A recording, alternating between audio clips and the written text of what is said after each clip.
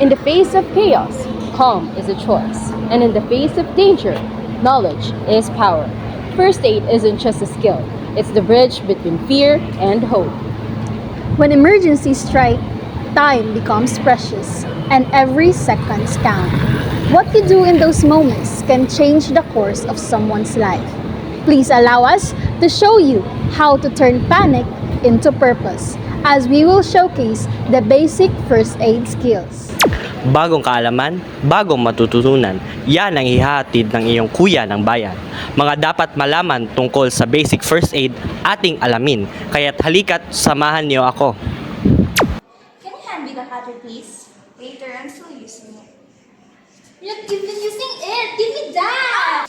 Ouch! Oh no, it's bleeding too much! Pinakaunang hakbang sa lahat ay ang pananatiling kalmado upang magawa ng maayos ang unang lunas. Narito ang mga dapat gawin sa sitwasyong ito.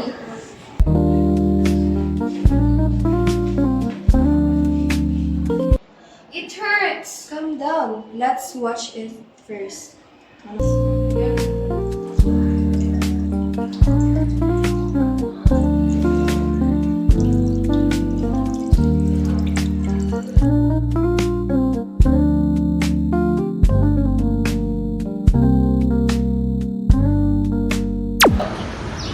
Make sure to stretch your arms, stretch your legs.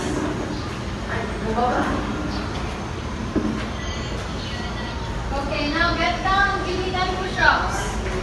Come on. One, two, Count. 3, 4, 5, Find your form. 7, 8, 9, 10. Get up and give me 10 jumping jacks. 1, 2, 3, and 1, 2. Oh my God, Ziggy! Ma'am! Ma'am! Ma'am! Ma'am! Call an ambulance. Mag-proceed na og CPR. 1001, 1002, 1003, 1004, 1005.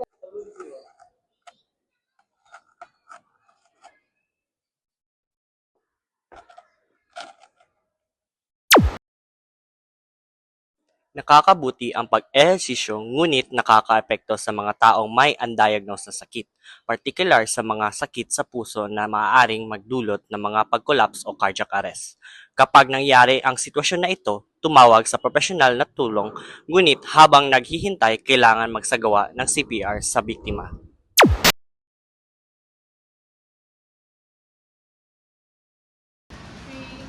Oh, what happened? Wait, let's find a running water source. Here.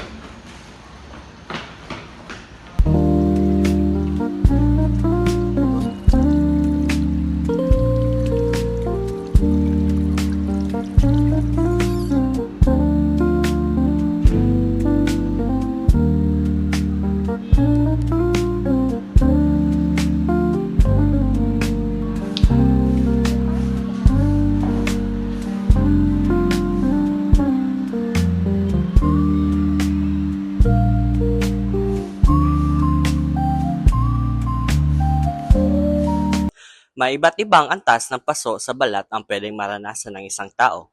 First degree burn, second degree, at third degree. Ngunit ang kasalukuyang antas na nararanasan natin ay ang first degree burn. Narito ang mga dapat malaman tungkol sa paunang lunas nito.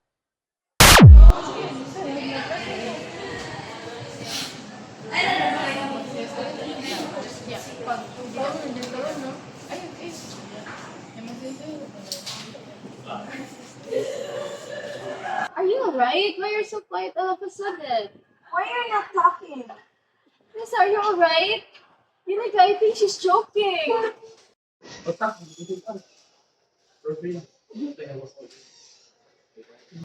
Kapag ang isang tao ay nagulo, ito ay maaaring umarap sa daloy ng kanan na nagiging sanhi ng pagtinding, pagkubo, kawalan ng kakayang magsalita, huminga, o makagawa ng anumang ulit. Narito ang paraan upang maibsan ito. And that was the basic first aid techniques for specific emergencies. We hope that you've learned something valuable and that the information in this video may be put into good use. When emergencies strike, let us turn the knowledge we've gained into practice.